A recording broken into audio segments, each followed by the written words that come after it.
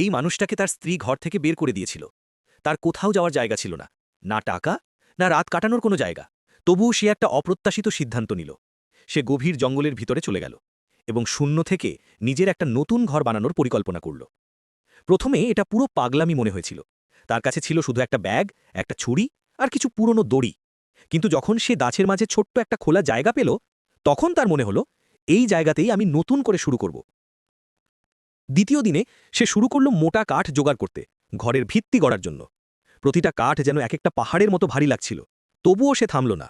দিনের শেষে ঘরের মূল কাঠামো দাঁড়িয়ে গেল। তৃতীয় দিনে সে কাঠামোটা ডালপালা আর পাতায় ঢেকে দিল বৃষ্টির হাত থেকে বাঁচার জন্য। কিন্তু প্রথম ঝড় আসতেই সে বুঝল এটা যথেষ্ট শক্ত নয়। পরের কয়েকদিন সে দেয়ালগুলো শক্ত করল কাদা আর গাছের ছাল দিয়ে, তারপর শুরু করল কাঠের তক্তা কেটে একটা মজবুত ছাদ তৈরি করতে।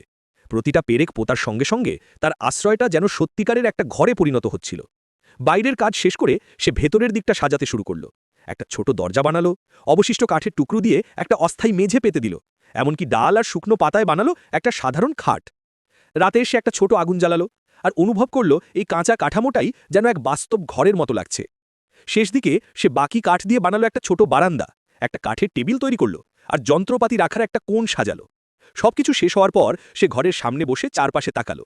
হয়তো সে তার পুরনো ঘর থেকে তাড়িয়ে দেওয়া হয়েছিল, কিন্তু সে প্রমাণ করল পরিশ্রম, সৃজনশীলতা আর সাহস থাকলে শূন্য থেকেও নতুন করে শুরু করা যায়, চাই সেটি জঙ্গলের মাঝেই হোক না কেন।